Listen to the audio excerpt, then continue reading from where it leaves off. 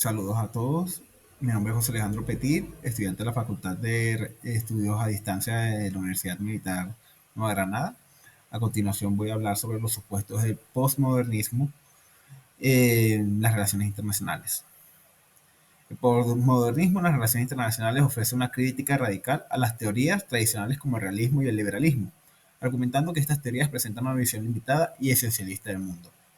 Desde el punto de vista postmoderno, conceptos como Estado, la soberanía y el poder no son realidades objetivas, sino son construcciones discursivas que reflejan la relación de poder y formas de exclusión. A través de herramientas como la desconstrucción y análisis crítico del discurso, los postmodernistas desmantelan las narrativas dominantes en la política internacional para exponer las dinámicas de poder que subyacen a las relaciones internacionales. El primer supuesto del que voy a hablar a continuación es el relativismo epistemológico. El posmodernismo rechaza la noción de que el conocimiento en las relaciones internacionales pueda ser objetivo o universal. Los posmodernistas argumentan que el conocimiento está vinculado a las relaciones de poder y que lo que consideramos verdadero es simplemente una construcción discursiva que refleja intereses específicos. Un ejemplo claro está en la perspectiva en el debate sobre la soberanía en la intervención de Libia en 2011.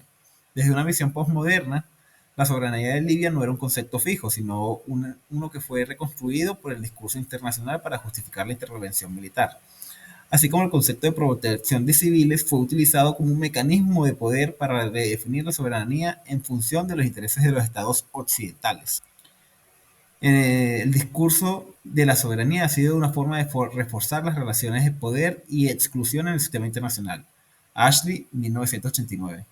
Esto implica que lo que entendemos por soberanía no es el hecho objetivo, sino una narrativa que sirve a ciertas élites en el sistema internacional. El segundo supuesto del que voy a hablar es la crítica a las narrativas tradicionales. Para los postmodernistas, las teorías dominantes en las relaciones internacionales, como el realismo y el liberalismo, están demasiado centradas en el poder material y en las estructuras fijas del sistema internacional. Estas teorías fallan al no considerar las narrativas y las perspectivas marginales que son igualmente importantes. El posmodernismo critica la forma en la que estas teorías refuerzan la hegemonía de las potencias dominantes y excluyen a los actores periféricos. Un ejemplo fue durante la Guerra Fría, que tanto el realismo como el liberalismo se centraron en la lucha entre Estados Unidos y la Unión Soviética, ignorando las luchas y narrativas de los países del tercer mundo. Desde una perspectiva postmoderna, el conflicto no se puede reducir a una lucha entre dos superpotencias, sino que se debe entender en términos de múltiples narrativas, incluidas aquellas que surgen de los actores más débiles y excluidos del sistema internacional.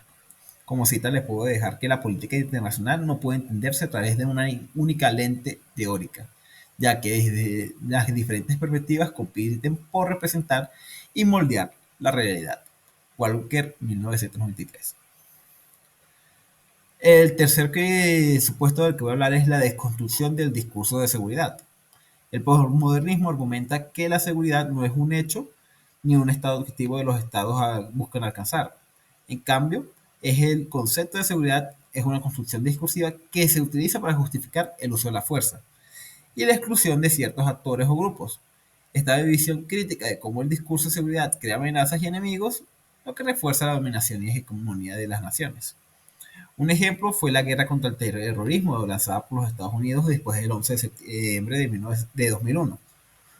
Es un ejemplo claro, la definición del terrorismo y las estrategias de seguridad que se utilizaron no eran neutrales, sino que construyeron una narrativa que justificaba intervenciones militares en países como Afganistán e Irak. Desde el posmodernismo, esta construcción de la amenaza terrorista sirvió para legitimar el uso de poder militar y la consolidación de la hegemonía estadounidense en ciertas regiones. La cita sería: la política de seguridad no es simplemente un conjunto de medidas para proteger al Estado, sino que está relacionado con la construcción de identidades y la exclusión del otro. Campbell, 1998. Esto fue todo, gracias por escuchar.